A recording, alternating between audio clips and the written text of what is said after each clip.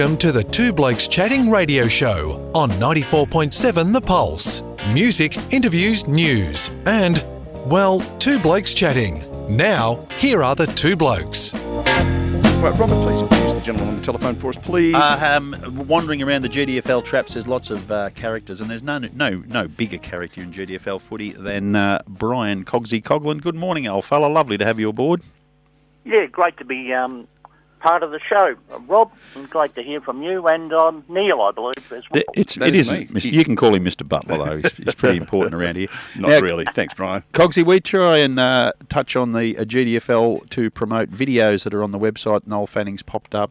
We try as often as we can to get a character on. There'll be a lot of games that may interest you over a long, long career. And let's go back to the very start. It was the St Bernard's Football Club that I remember watching, became East Belmont and now the Belmont Lions. How long have you been attached to this wonderful organisation? Well, Rob, I used to live across the road from the Winter Resort, which is it's commonly referred to now, and St Bernard's Football Club became the football team there, and that was in 1973. They moved there after they played down near the Marshall Ovals down on the Barwon Hedge Road. And in 1973, they had an under-16 team, and I was only 13 at the time, and my late father, Basil said, Dad said, go over and, you might get a game over there, after I'd been playing in the YMCA Little League. So I went over and did some training, but they wouldn't give me a game. They said I was too young. But that didn't deter you? You hung around?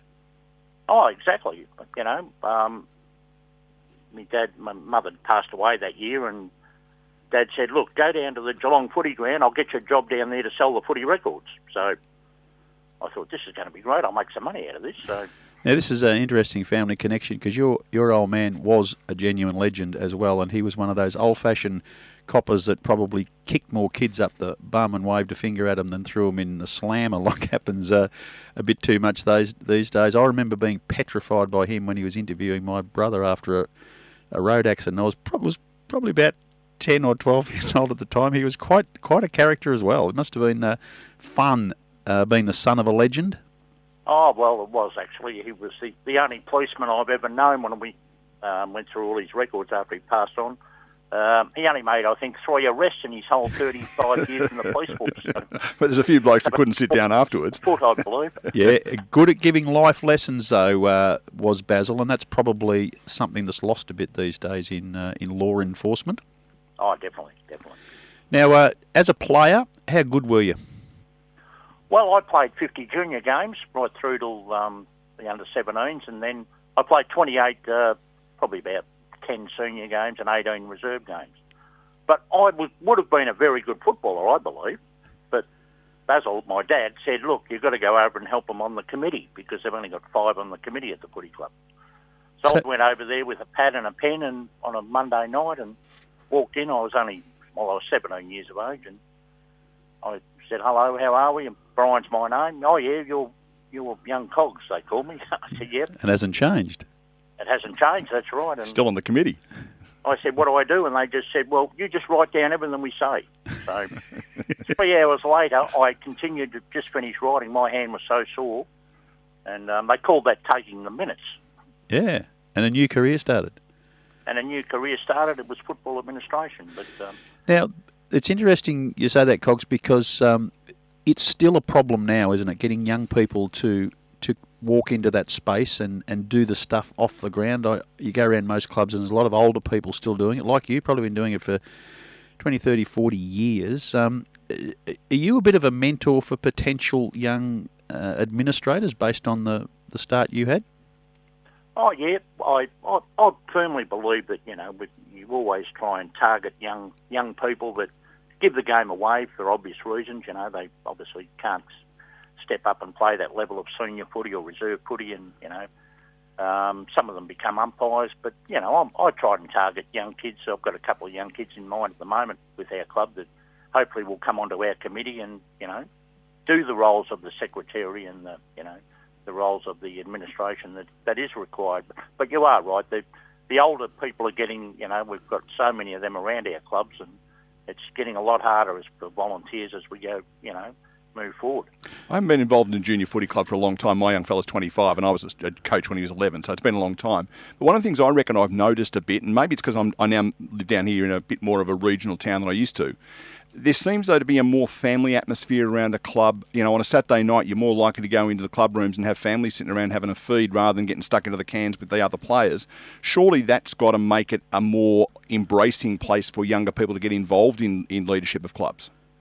Oh, most definitely. You know, when they introduced netball into the Geelong and District Footy League, that was a fantastic innovation, you know, with a lot of the girls coming in, and you get your junior parents involved and all that, and they're the future of the clubs, those sort of people that, you know, and the atmosphere around the clubs, you know, on a Saturday night down at the clubs and all that it's just been fantastic. And, you know, it's a families-orientated type thing. So, you know, that's very important for the future of all of our member clubs.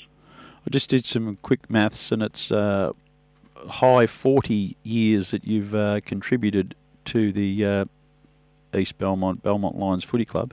In amongst that, not a lot of silverware in the cupboard necessarily. Some reserves premierships, the famous Harmy Williams coach won. But for you, clearly your measure of success isn't necessarily premierships. What do you call a successful footy club? What's got to happen at it? Well, look, a lot of people say to me, you know, oh, you haven't won many premierships. We've only won the one senior premierships, and as you say, a couple of reserve premierships and junior premierships. But, you know, I believe that the opportunity to give young people a game of sport, a game of football, a game of netball, you know, the most important thing I believe is, you know, getting kids into the clubs and that, getting them to play football. It gives them a life sort of goal and, you know, confidence and that for their future, not just in footy, but, you know, whatever they want to do in their lives. And, you know, helping young people out is so important, I believe. Yeah, I'm thought that would have been, because I've seen you operate around the club on a Thursday night and a Saturday, and there's this, you're sort of the go-to man, and the ability of a footy club to mould a young person's character for life. It might only be 2 or 3 years they spend at the club, but if they go off into their work or their other social activity, those formative years in a good footy club is just vital, isn't it? Oh, definitely. You know, the footy clubs are so important to our, you know, the community, especially the community around the Belmont area, you know. And we've always found it very difficult. We've got South Barwon up the road and Grovedale out further in the major league, and, you know, it's always a battle to try and, you know, get juniors down there and recruit players, but we continue to battle on. Oh, being called the Lions has got to be the greatest draw card in your life, though, Brian. Yes. Hey, who's going to win tonight, Cats or Lions? Well, I was just... do you realise 100 years ago in the year of 1920, Richmond won the premiership? And they should have played a team called Fitzroy in the grand final, but they should have. We didn't quite make it. They were the two best teams in it in that year, 100 years ago. And here's a scoop. Next week, we've got a bloke called Mark Genge coming onto our program on the grand final program. He is going to talk about the 1920 season and that particular grand final. So you've just let the cat out of the bag. Well played. Oh, well, thank Perfect you. segue, Cogsy. Being a Carlton supporter, it doesn't really worry me. But well, being a Lions man and Rob being a Cats, it's a little bit tense in here this morning. I can tell you for nothing. Cogsy, thank you very much for your time. We would like to collectively, and on behalf of all in the Geelong and District Footy League, thank you for your contribution to one of the great clubs around the traps. You truly are a much-loved character around the competition. That's obvious. And much loved around your footy club, and continue doing the good work you do, because it's much appreciated. And also thanks for rating me ahead of the great Grubby Cations. I really appreciate that, because a great friend of mine from up at the Werribee Duck Pond. How do you reckon the social media link between Rob and Grubby's going to go this afternoon? It's going to be ugly. I'm expecting a serve very shortly. Thanks, Brian. Might get one. All right, thanks, fellas. See you, Cogsy. All the best. Mate.